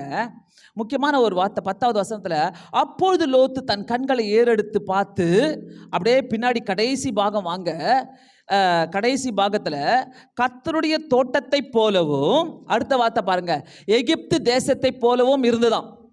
எப்படி இருந்ததா? ரெண்டுத்தையும் மிக்ஸ் பண்ணிக்கிறாரு. விசுவாசி அவிசுவாசியா இருக்கிறோம்னாக்கா நம்ம ரெண்டுத்தையும் மிக்ஸ் பண்ணிப்போம். முதல் சொல்லிப்போம் கர்த்தருக்காக, அர்த்த வார்த்தை உலகத்துக்காக. அதே மாதிரி கர்த்தருடைய தோட்டத்தை போலவும் எகிப்து தேசத்தை போலவும். ஏன் பாஸ்டர் எகிப்து தேசத்தை பத்தி சொல்றீங்க? என்ன இப்போ வாங்க சொல்றேன். அது என்னன்னாக்கா அங்க பாருங்க, எகிப்து தேசத்தை போலவும். ஆண்டவர் உன்னை எங்கேருந்து கொண்டு வந்தாரு? எகிப்துல இருந்து தானே கொண்டு வந்தாரு. அப்பயே நீ எகிப்தை பார்க்குற, திருப்பி எகிப்தை நீ எதுக்கு பார்க்கணும்? நிறைய நேரங்களில் நல்லா பார்த்துக்கங்க, லோத்து மாம்ச சிந்தையிலே போய் கொண்டிருக்கிறார். ஆபிரகாம் தெய்வீக சிந்தையில நடந்து கொண்டிருக்கிறார். அதாவது அவருக்கு கூட இருந்தாலும் அவர் கூடவே இருக்கிறாரு, ஆபிரகாம் கூடவே இருக்கிறாரு.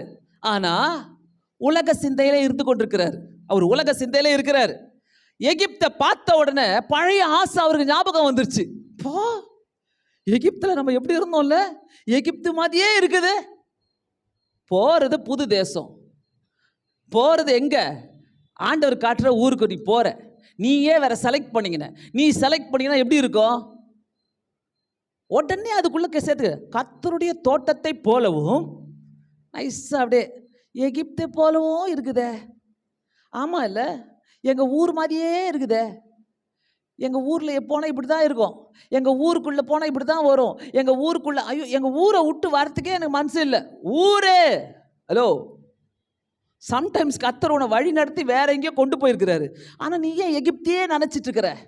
நீ எகிப்துக்குள்ளே போனாதானே பிரச்சனை. உன்னை அங்கே தானே வெளியில் கொண்டு வந்தாரு கர்த்தர். நீ எகிப்துக்குள்ளேயே போறேன்ற அடிக்கடி இப்போ சொல்றீங்க எகிப்துக்குள்ளேயே நான் போனோம். ஐயோ ஏன் ஊரை விட்டு நான் வரவே மாட்டேன். நீ வெளியே வாயா சீக்கிரம், உனக்கு கர்த்தர் ஆசீர்வாதம் பண்ணணும்னு இருக்கிறாரு. நீ வெளியே வரமாட்டுற. எஸ் வரேன் பாஸ்டர், வந்துடுறேன் பாஸ்டர், அடுத்த வருஷம் வந்துடுறேன், இந்த வருஷம் வந்துடுறேன். அப்படியே போயிடுச்சு. 5 வருஷம் போயிடுச்சு, 6 வருஷம் போயிடுச்சு, 10 வருஷம் போயிடுச்சு. அந்த ஊருக்குள்ளேயே இருக்கிறியே. எகிப்து தேசத்தை போலவும், நாங்கள் வளர்ந்த தேசம், நாங்கள் அங்கே தான் நாங்கள் கஷ்டப்பட்ட தேசம், அடிமையாக இருந்த தேசம். ஆனாலும் ரொம்ப நல்லா இருந்துச்சு.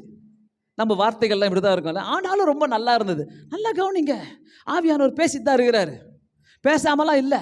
நீ உம்முன்னு உட்காந்துருந்தா கூட ஆவியானவர் கூட ரொம்ப நல்லாவே பேசிட்டு இருக்கிறாரு. முட்டி போட்டு ஜோம் பண்ணிட்டு வந்து இந்த வார்த்தையை கொடுத்துனுக்கிறேன்ல. எகிப்துக்கு எத்தனை பேர் போயிட்டு இருக்கிறீங்க? திரும்ப திரும்ப எகிப்துக்கு போவாதையா, அங்கன்னு உன்னை கூட்டிட்டு வந்தாரு.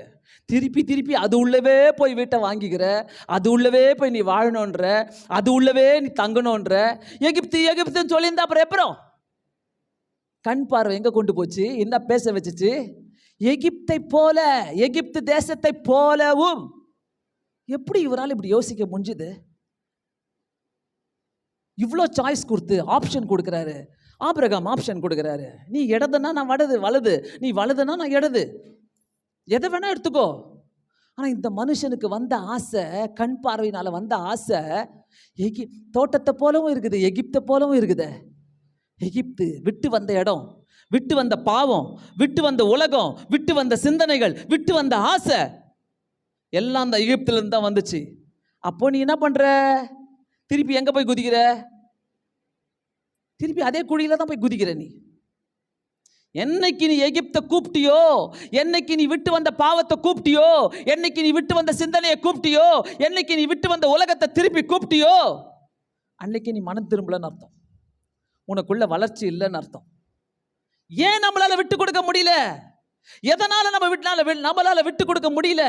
நல்லா யோசிங்க, நல்லா யோசிங்க. ஆண்டவரே, என் வாழ்க்கையில மாறுதலை கொடுங்க இயேசு சுவாமி. மாறணும்னா மாறணுங்க.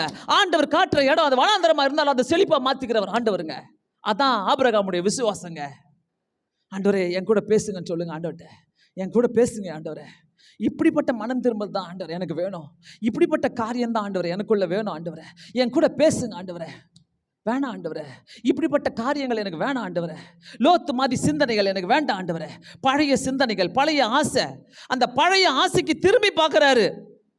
வேண்டான்னு விட்டு வந்ததை திரும்ப அடைவது, திரும்ப பெற்றுக்கொள்வது, திரும்ப அதே வேணும். திரும்ப அதே வேணும். எங்க அம்மா காஞ்சிக்கா மணியில 3 பட்ட செயின் போட்டு இருந்தாங்க, அதே மாதிரி வேணும். எதுக்கு? அது எங்கேயோ அடமானம் போயிடுச்சு, எங்கேயோ கிடக்குது. இப்படிதான் நம்ம யோசிப்போம். அம்மா இதை பண்ணாங்க, அம்மா அதை செஞ்சாங்க. எகிப்துக்கு போற பாதைக்கு திருப்பி போவாதீங்க. ஆண்டவர் கொடுத்தா பழையதை காட்டுகிறவரே அல்ல. சொல்லுங்க, ஆண்டவர் கொடுத்தா பழையச கொடுக்கவே மாட்டாரு. உன் பழச வச்சு நீ இதுதான் ஆசீர்வாதம் சொல்லாத. நோ, பழச வச்சு காட்டுகிறவரே, ஆசை காட்டுறவரே கிடையாது ஆண்டவர். அவர் விட்டு வந்த எகிப்துக்கு உன்னை போக சொல்லுகிறவரும் அல்ல. அதே மாதிரி நீ பெற்றுக்கொள்ளு. உனக்கு பழசு இது ஞாபகம் இருக்குதா? இந்த பழச உனக்கு தர ஞாபகம் இருக்குதா? இதை பெற்றுக்கொள் சொல்லுகிற தேவனும் கிடையாது. அவர் அப்படிப்பட்ட தேவனே கிடையாது. பிராண்ட் நியூ, வித்தியாசமானதை தருகிறவர், வித்தியாசமான காரியங்களை செய்கிறவர் அவர். ஸோ கர்த்தர் அனுமதிக்கவே மாட்டார். 13:13 பார்க்குறோம். 13:13 அதே 13:13 அவர் அந்த 13வது வசனத்தில் 14வது எகிப்து தேசத்தை போலவும், இது 13:13 என்ன ஆச்சு? லோத்து தன் கண்களினால எகிப்து போலவும் இருக்குது சொன்னவன என்ன ஆச்சுனாக்கா, சோதோமின் ஜனங்கள் பொல்லாதவர்களும் கர்த்தருக்கு முன்பாக மகா பாவிகளுமாய் இருந்தார்கள். புரியுதா? உள்ள போனவன இதான் நடக்குது. சோதோம் உள்ள ஜனங்களை எப்படி இருந்தாங்களா? பார்க்கறதுக்கு சூப்பரா இருந்துச்சு கண் பார்வைக்கு, சோதோம் கொமோரா. ஆனா அங்க லோத்து போன உடனே சோதோமின் ஜனங்கள் பொல்லாதவர்களும் கர்த்தருக்கு முன்பாக பாவிகளுமாய் இருந்தார்கள். நீ அந்த மாதிரி இடத்துக்கா நீ போனோம்? ஆண்டவர் கேட்கிறாரு, நீ அப்படிப்பட்ட இடத்துக்கு தான் நீ போணுமா? பாவிகள் இருக்கிற இடத்துக்கு தான் நீ போணுமா? பரியாசக்காரர் இருக்கிற இடத்துக்கு தான் போணுமா? நீ அந்த இடம் உனக்கு தேவையா? கர்த்தர் கேட்கிறாரு. நல்லா யோசிங்க இந்த வசனங்கள் எல்லாம் தயவு செய்து யோசிங்க. நம்முடைய வாழ்க்கையில நிறைய காரியம் இப்படிதான் நடைபெறுகிறது. ஆவிக்குரிய வளர்ச்சி தடைப்படும். ரட்சிக்கப்படுவதற்கு முன்னாடி விட்டு வந்தது, ரட்சிக்கப்பட்ட பிறகு திரும்ப தேடுவது. இதான் லோத்துடைய வாழ்க்கை, லோத்துடைய ஆசீர்வாதம். கடைசியில் எங்க போய் விழுந்தது? போய் அவர் விழுந்த இடமே பாவம் செய்கிற இடத்துல போய் விழுறாரு. சோதோம் கொமோரால போய் விழுறாரு. அந்த ஜனங்கள் பொல்லாதவர்களாக இருந்தார்கள் என்று நம்ம பார்க்கிறோம் இந்த இடத்துல. ஆனால் ஆபிரகாம் அப்படி பண்ணல. ஆபிரகாம் எதை கொடுத்தாலும் எடுத்துக்கினாரு. 12வது வசனத்தில் ஆபிரகாம் கானான் தேசத்திலே குடியிருந்தான். லோத்து அந்த யோர்தானுக்கு அருகான சமபூமியிலே பட்டணங்களிலே வாசம் பண்ணி சோதோமுக்கு நேராக ஆபிரகாம் கூடாரம் போட்டார். எங்கே போடுறாரு? சோதோமுக்கு நேராக தான் போடுறாரு. என்னதான் இருந்தாலும் அண்ணன் பையனாச்சே, ஒரு பார்வை பார்த்துட்டே இருக்கலாம், என்ன கெதியாக போகிறான், அவன் இஷ்டத்துக்கு எடுத்துக்கிட்டானே. இஷ்டத்துக்கு எடுக்கப்படுகிற காரியங்கள் இப்படி தான் நடக்கும்.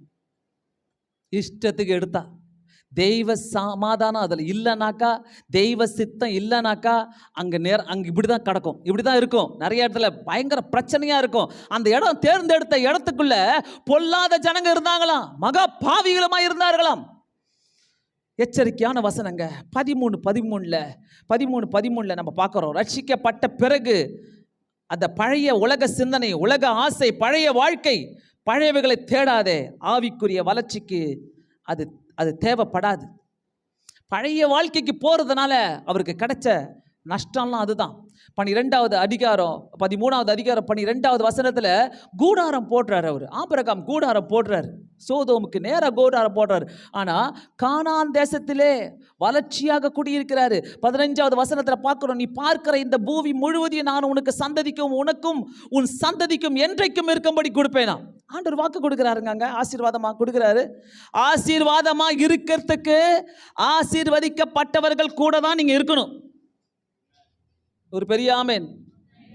ஆவிக்குரிய வளர்ச்சி இருக்கணும்னாக்கா ஆவிக்குரியவர்களோடு கூட தான் நீங்க இருக்கணும். விட்டு போய் பாருங்க, என்ன எங்க தெரியுமா போவீங்க? விட்டு போன 13வது வசனம் தான். பொல்லாதவர்களும் கர்த்தருக்கு முன்பாக மகா பாவிகளுமாய் இருந்தார்கள். ஐயோயோ மோசமா இருக்குதே, அங்க வந்துட்டனே, அப்படிதான் ஆகும் சில நேரத்துங்கள. ஸோ நல்லா புரிஞ்சுக்கங்க, ஆசீர்வாதமா இருக்கணும்னா ஆசீர்வாதமான ஜனங்களோடு இருங்க. ஆவிக்குரிய ஜீவியத்தில் நான் நல்லா வளரணும், ஆவிக்குரிய ஜனங்களோடு கூட இருங்க. கவனம் இல்லாமல் ஆசையை வளர்த்திடாதீங்க. தயவு செய்து ஆசையை வளர்க்காதீங்க. போகிற வழி, ஊரு, வீடு எல்லாமே ஆண்டவருடைய சித்தமாக இருக்கட்டும்.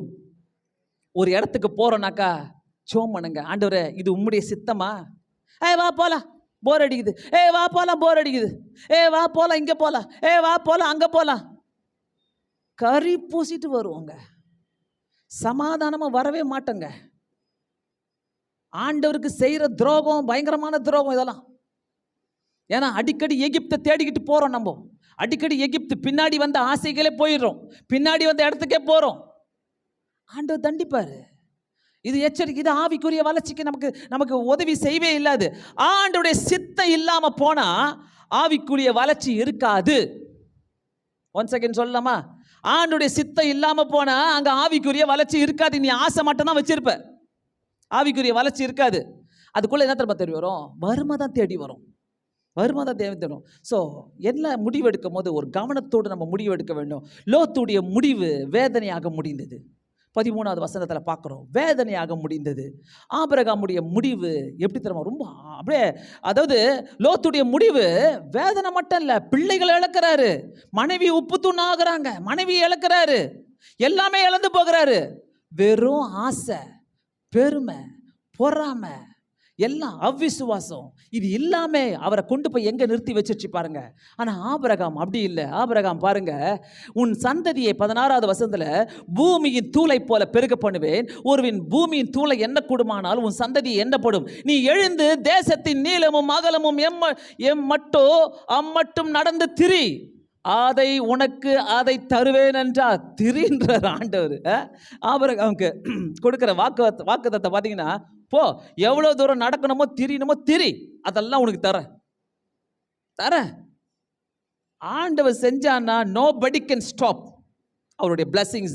அதுக்கப்புறம் பாருங்க, அப்பொழுது ஆபிரகாம் கூடாரத்தை பெயர்த்து கொண்டு போய் எப்ரோனிலிருந்து மம்ரேயின் சமபூமியில சேர்ந்து குடியிருந்து அங்கே கர்த்தருக்கு ஒரு பலிபீடத்தை கட்டினான். கடைசியா முடிக்கிறாருங்க, தேங்க்ஸ் கிவிங் சர்வீஸோட முடிக்கிறாருங்க. அதாங்க ஆபிரகாமுடைய வாழ்க்கை. லோத்துடைய வாழ்க்கை தான். கர்த்தருக்குள்ள கிறிஸ்துவுக்குள்ள வளர்ந்த ஆசீர்வாதம், தேங்க்ஸ் கிவிங்கோட முடிப்போம். கிறிஸ்துவுக்குள்ள வளர்னா எல்லாத்தையும் இழந்துட்டு தான் போவோம். இன்னைக்கு சத்தியமே அதுதான். நான் என்னுடைய வளர்ச்சி எப்படி இருக்கிறது, என்னுடைய கிறிஸ்தவ வளர்ச்சி எப்படி இருக்கிறது? இப்படி வளரலாம். கிறிஸ்தவ வளர்ச்சி உனக்குள்ள இல்லைனாக்கா யூ ஆர் வேஸ்ட். சரியான வேஸ்ட். போன வருஷமா அப்படியே தான் இருந்த, இந்த வருஷமா அப்படியே தான் இருக்கிற, ஒரு வித்தியாசம் இல்லை, எந்த வித்தியாசமும் இல்லை. அதே மாதிரி தான் வந்து தூங்கி தூங்கி விழுந்துனுக்கிற. ஒரு சர்மன், ஒரு செய்தி உனக்குள்ள ஏறல, மாற்றமே இல்லை. அது ஆவிக்குரிய வளர்ச்சி இல்லை. ஆவிக்குரிய வளர்ச்சி உனக்குள்ள இருக்கணும்னா உன் பேச்சில், மூச்சில், உன்னுடைய நடையில், உடையில எல்லாத்துலேயும் மாற்றம் இருக்கணும். எல்லாத்துலேயும். அந்த நேரத்தில் சர்ச்சைக்கு வந்தா மட்டும் ஹல்லேலூயா ஸ்தோத்திரம், பெரிய பெரிய ஜெபம் வானத்துக்கு பூமிக்கு, நோ. கர்த்தர் அதை விரும்பல. வெளியில போனா உலகமே உனக்குள்ளவே ஊஞ்சல் ஆடிட்டு இருக்கும். நோ, கர்த்தர் அதை விரும்பல. ஆவிக்குரிய வளர்ச்சி உனக்குள்ள இருக்குமானா எவ்வளோ ஆசீர்வாதம். நீ மாளிகையில வளர்ந்தா கூட, நீ மாளிகைக்குள்ள இருந்தா கூட, கர்த்தர் உனக்கு எல்லாத்தையுமே கொடுத்தா கூட, ஐ ஹம்பிள் மை செல்ஃப் லார்ட், என்னை நான் உங்க கையில கொடுக்குறேன், என்னை தாழ்த்தி உங்க கையில என்னை கொடுக்குறேன், நீங்க என்னை நடத்துங்க அப்படின்னு ஜெபிக்கும் போது கர்த்தர் நம்மளை வழி நடத்துகிற தேவனா இருக்கிறார். ஆபிரகாம் தேங்க்ஸ் கிவிங்கோட ஒரு பலிபீடத்தை கட்டி முடிக்கிறார். நீங்க யோசிங்க, ஆண்டவரே என் வாழ்க்கை மற்றவங்களை ப்ளீஸ் பண்ணுற மாதிரி இருக்குதா, இல்லை உம்மை ப்ளீஸ் பண்ணுற மாதிரி இருக்குதா, என் வளர்ச்சி எப்படி இருக்குது இன்னைக்கு? கண்களை மூடி ஜெபிப்போம். பரலோக பிதாவே, உமக்கு நன்றிகளை செலுத்துகிறோம் ஆண்டவரே. சரியான ஒரு கிறிஸ்தவ வளர்ச்சியில் நாங்கள் வளர எங்களுக்கு உதவி செய்யுங்க. எங்களோடு கூட பேசினதுக்காக ஸ்தோத்திரம். ஒரு இமேஜினேஷன் பக்தி எங்களுக்கு வேண்டாம், இன்ஸ்டன்ட் பக்தி எங்களுக்கு வேண்டாம். ஆபிரகாமை போல விசுவாசித்து தெய்வீக குணத்தை எங்க மேல போட்டுக்கிட்டு நாங்க கடந்து செல்ல எங்களுக்கு உதவி செய்யுங்க, வழி நடத்துங்க. பேசினதுக்காக ஸ்தோத்திரம். இயேசுவின் நாமத்தினாலே வேண்டிக் கொள்கிறேன் பிதாவே, ஆமென். Praise the Lord. ஹல்லேலூயா.